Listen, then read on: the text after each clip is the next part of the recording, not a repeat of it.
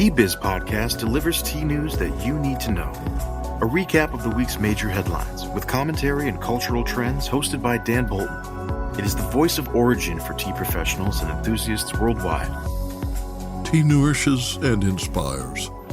It is an ancient plant-based medicine that simultaneously heals and energizes the body as it soothes the mind. Making fine tea is a blend of artistry and craftsmanship. The $200 billion tea trade is fundamentally local, yet exerts global influence, employing millions to enhance the well-being of all.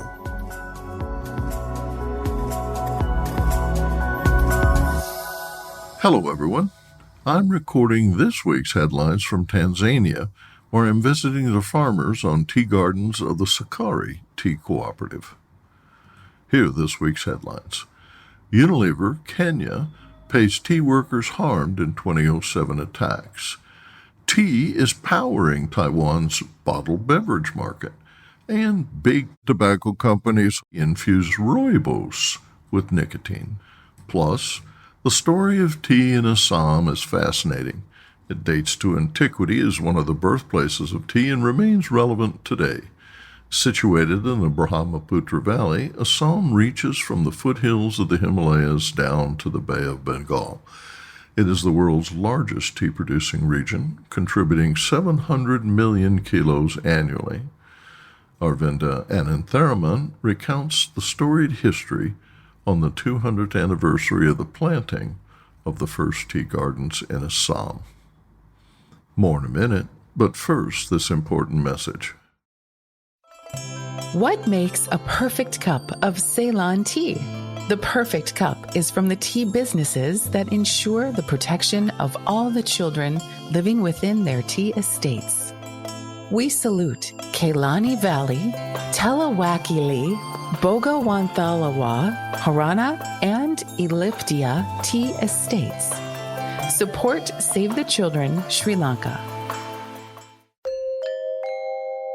77 tea workers injured during post-election violence in Kenya were voluntarily compensated by Unilever in an ex gratia agreement ending a dispute dating to 2007, according to The Guardian. UK law firm Lee Day represented the workers, many of whom were members of the Kasai tribe working at Unilever's Caraco plantation. The law firm said workers had been unfairly, quote, sidestepped, end quote, by the multinational. 7 people were killed and more than 50 workers were raped during the assault by armed Kalenjin who wielded machetes and looted homes, targeting the garden workers. The plantation was ransacked and temporarily closed after the attacks. When it reopened, Unilever said it gave workers money, furniture, bedding, and clothing to replace looted items. It also said it offered medical support and counseling. Workers who did not return were offered redundancy packages, the company said. Returning workers were paid 80 British pounds, about $100 US.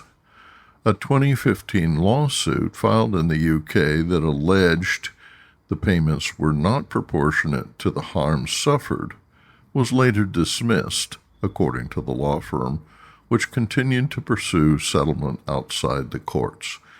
David Roberts, a lawyer with the firm, told The Guardian, quote, "We feel strongly that what happened to the workers was wrong. The manner in which Unilever has responded to their complaints is an injustice that needs to be dealt with," end quote. In 2020, 218 tea pickers filed a complaint with the UN alleging the Unilever violated international human rights standards by not adequately assisting them. In May of 2023, the UN's Working Group on Human Rights and Business wrote Unilever, expressing, quote, "deep concern," end quote, that victims had, quote, "not had access to justice and or an effective remedy," end quote. In the settlement, Unilever denied responsibility and rejected allegations that it failed in its duty to care to employees and their families. Specific amounts paid to individuals were not disclosed. Taiwan's market for bottled non-alcoholic beverages exceeded $1.75 billion in 2023, driven by the growth of bottled tea. According to the Ministry of Economic Affairs, tea accounts for a third of the category by sales. Tea drinks in the past year generated sales of $580 million, about 18.8 billion Taiwan dollars, an increase of 6.4% compared to the non-alcoholic beverage category as a whole, which grew 3.8% to a record 57 billion Taiwan dollars, according to the ministry. It is the seventh consecutive year the non-alcoholic beverage market posted a positive gain as tea drinks regained their popularity, the ministry told the Taipei Times.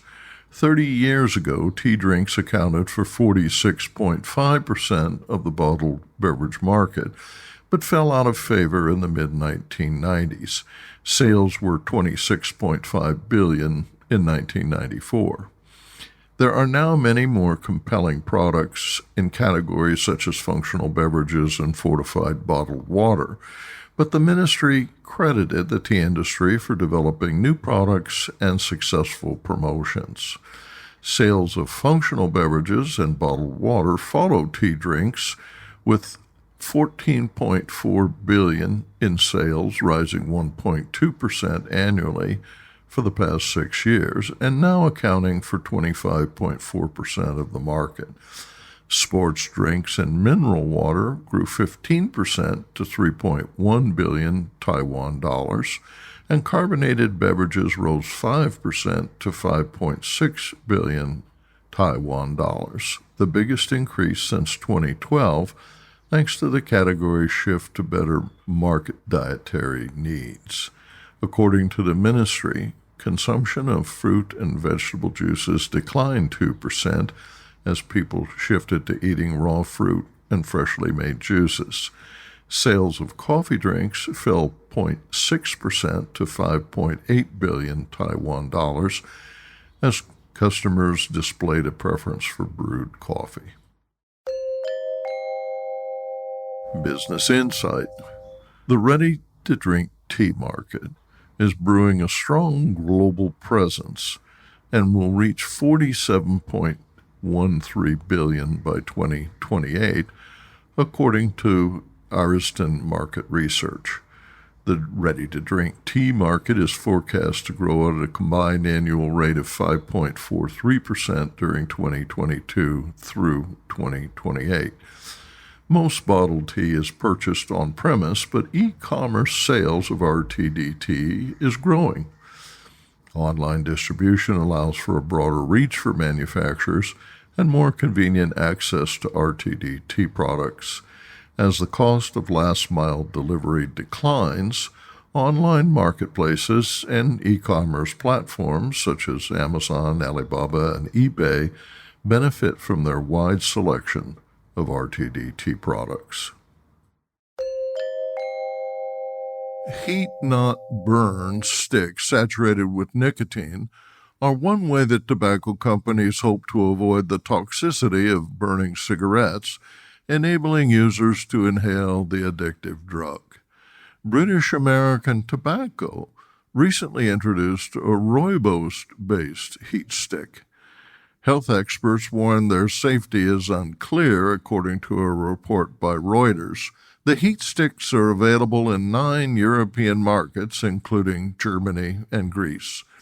The innovation potentially circumvents a soon-to-be-enforced ban by the European Union on flavored heated tobacco products, such as menthol cigarettes.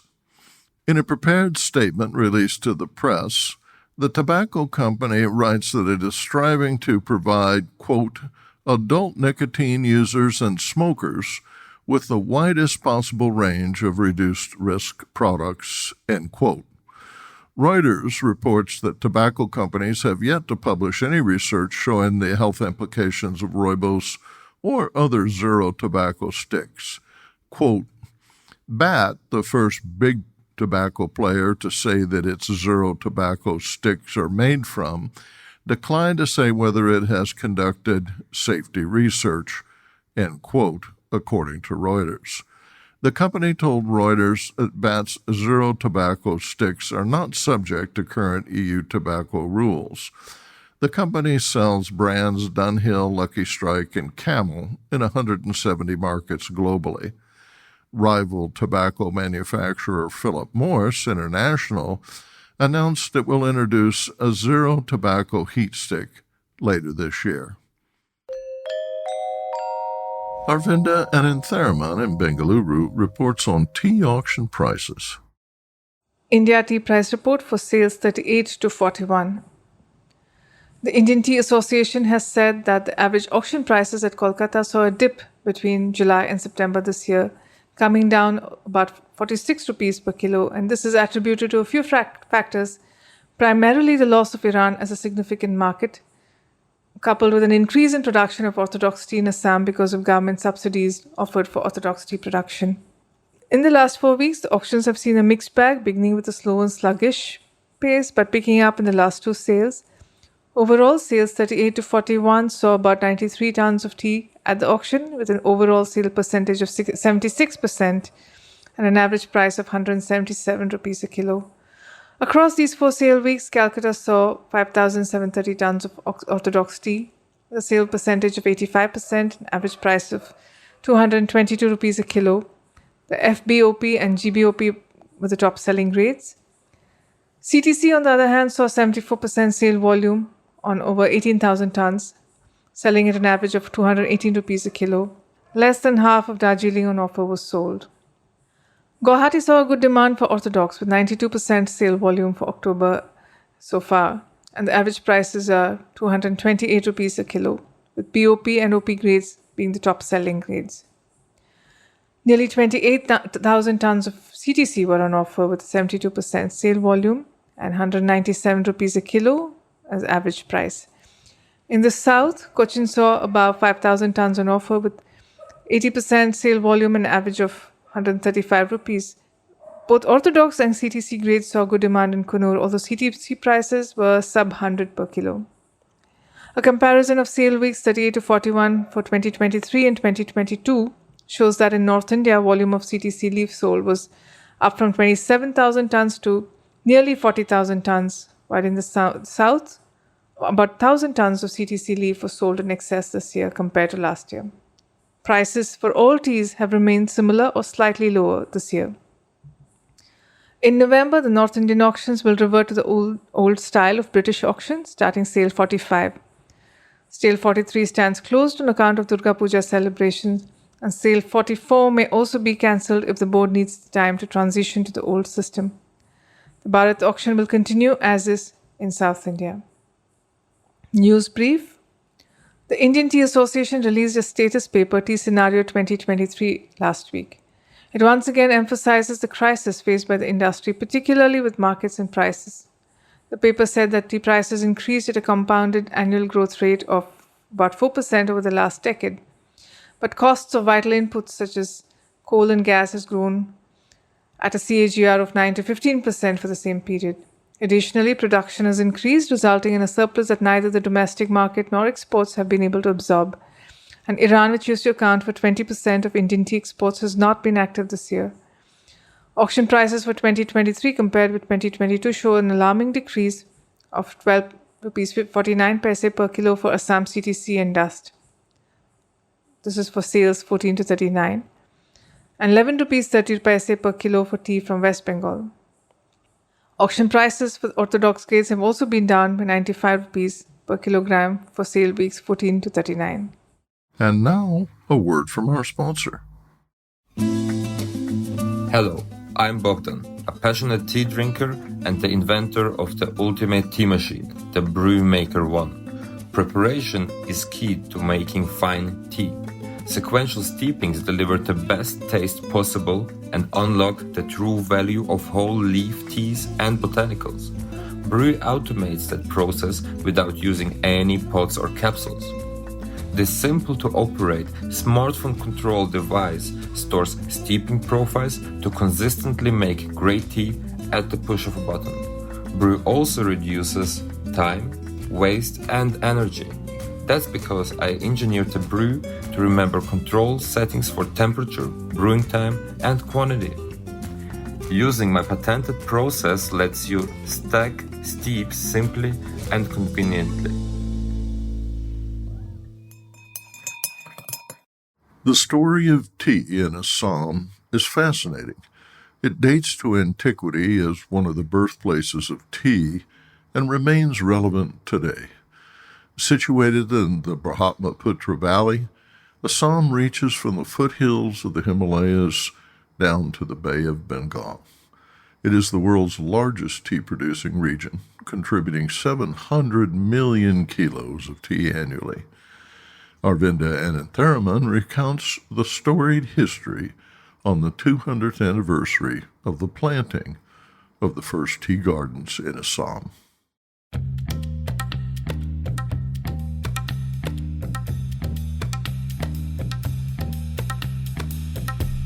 2023 has been a special year for Assam tea as it marks 200 years since the industry began here. Perhaps its history is much older thanks to its proximity to Yunnan's borders and a tradition of tea drinking that must have existed for a long time. However, we acknowledge a more modern history of 200 years when the British East India Company, in seeking to break the Chinese monopoly over tea, not only developed alternate homes for the plant but also, having been introduced to the Camellia sinensis, Assamica varietal, that hardy cultivar that produces a flavorful black tea, set out to create large-scale plantations with it. The fertile Brahmaputra Valley became the world's largest single tea-growing region, a claim it continues to hold. Assam tea's 200-year history is one that has been built by several people whose bravado, innovation, and business have furthered its story. We take a look at some of them. The pioneers, the Bruce brothers, Robert and Charles, feature in Assam tea history significantly as having recognized that there was tea grown and drunk here, and then setting off the chain of events that led to the confirmation of this plant varietal. But let's not forget the contributions made by local Assamese. Pradeep Barua, tea scientist and author of 200 Years of Assam Tea, tells the story of Ningrula, the chief of the Ningru clan of the Singpho tribe. Ningrula, he says, was not only encouraged by the British to cultivate tea, but even taught how to make it in the Chinese style. They then bought his tea and then sent it to auctions, and by 1840, Ningrula had brought a lot of land under tea cultivation and is considered to be the first Indian tea planter. But claiming the spot as India's first commercial tea planter is Maniram Datta Barua, who is believed to have introduced Robert Bruce to Bisagam, a Singpho chief. Now, the Singphos were known to grow and brew leaves of this wild plant. It was not known that this was also Camellia sinensis. When these leaves were confirmed to be Camellia sinensis, what happened next was the beginning of the creation of a plantation industry. Barua at first was a British East India Company employee, and when they formed the Assam Tea Company in 1839, he was appointed its Diwan, which is equal to a minister. And in this role, he set up several gardens for the company. When he resigned in 1845, Maniram Barua was himself a tea planter, owning 2 tea gardens, Sinnamora in Jorhat and Singlung in Sibsagar. Now, Barua was pro-aristocracy, and while he may have hoped the British would support it, that was not to be. So he joined the protests against the British that began with the Sepoy Mutiny in 1857.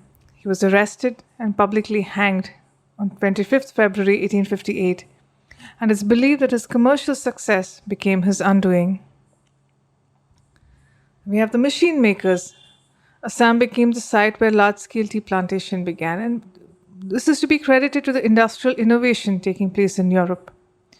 The credit for pioneering innovations in tea machinery goes to a few Scotsmen, William Jackson, Samuel Davidson, and William McKercher. Jackson's story is that in 1875, he was returning from Assam, where he was a tea planter, to England when he saw a portable steam engine for a centrifugal pump made by Marshall, Sons & Co. Jackson began collaborating with them in a relationship that would last 40 years and see Marshall becoming one of the world's largest manufacturers of tea rolling and drying machines. Samuel Davidson's introduction to tea was as a 17-year-old when he came to visit his father at his estate in Kachar.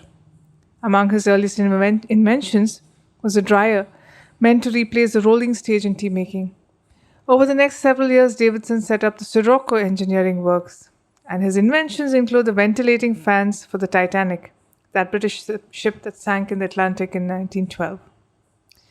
And as for William McKercher, in 1930, when he was superintendent at the Amguri estate in Assam, he invented a machine that could crush, tear, and curl the leaves.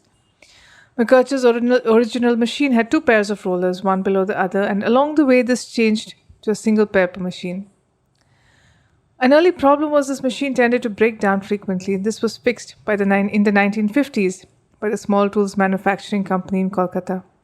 And this invention would go on to change both the scale and size of the Assam tea industry by introducing the CTC style.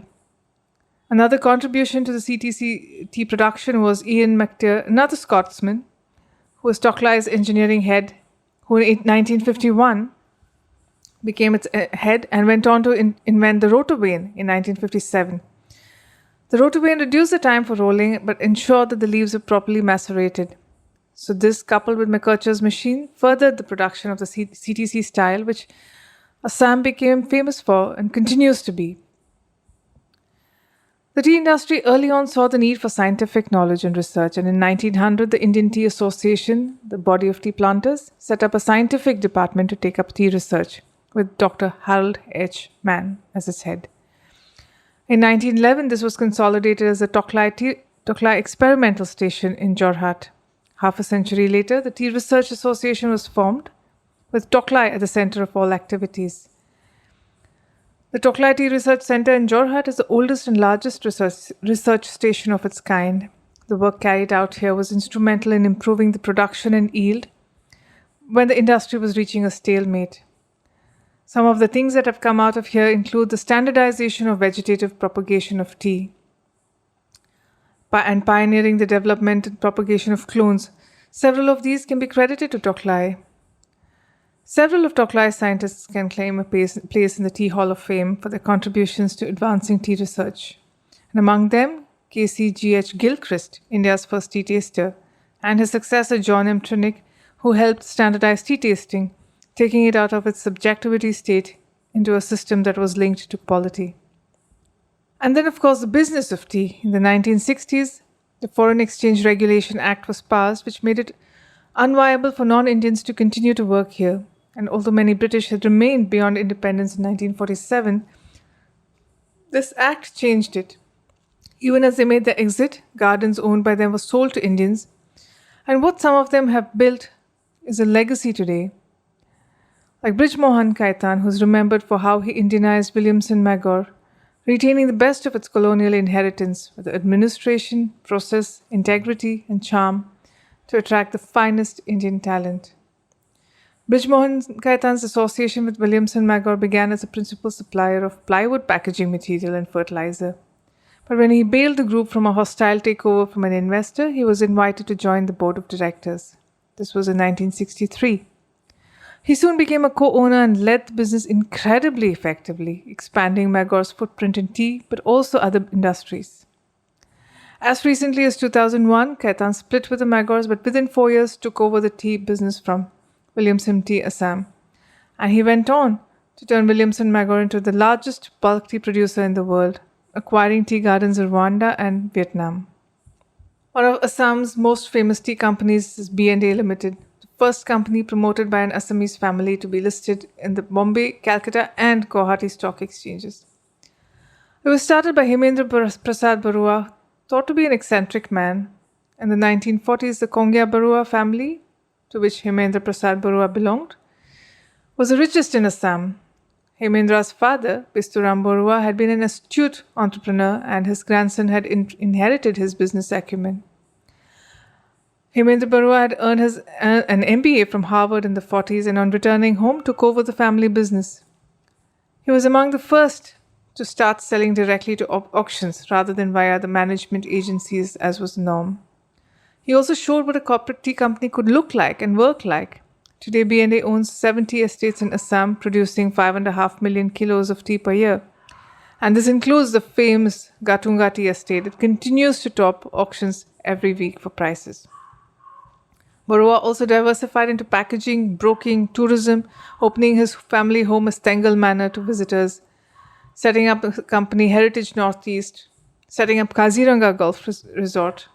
He also contributed to the setting up of the tea auction center at Guwahati and founded the first tea broking company in Assam, which is still a company to reckon with. Now, the large estates have in recent decades had to make way for the small tea growers, a significant segment in the tea ecosystem. And a man who pioneered the movement here is Gangadhar Saikia. In 1978, Gangadhar Saikia started planting tea on a little more than an acre of land in Golaghat.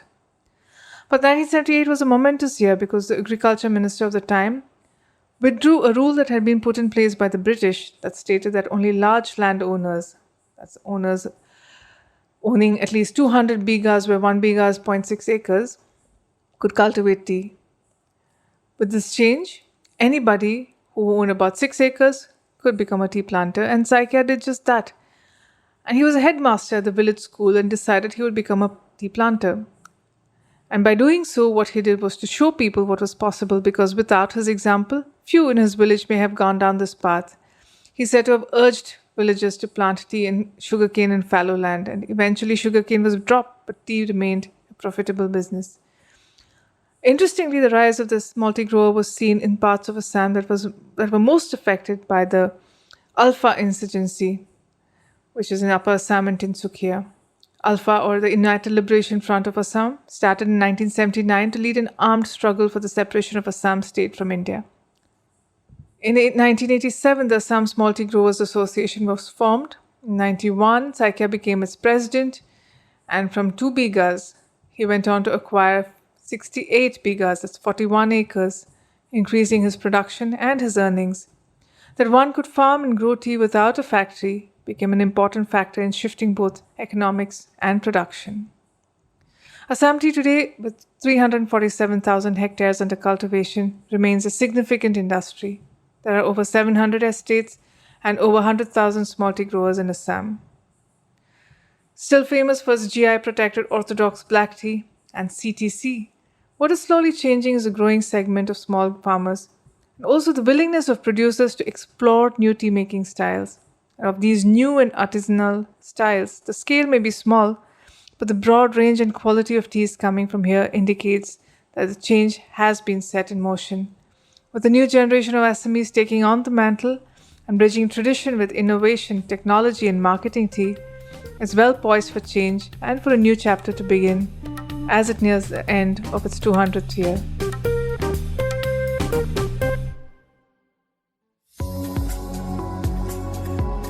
Intrigued by what you heard in today's podcast? Would you like to learn more from our global network of Tea Biz journalists and tea experts? Remember to visit the Tea Biz website for more comprehensive coverage. That's www.t-biz.com.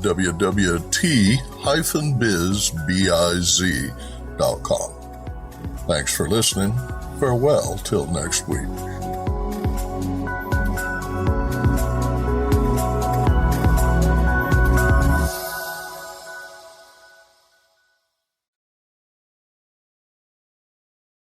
Produced by Aravinda Studios. Connect your voice to the world.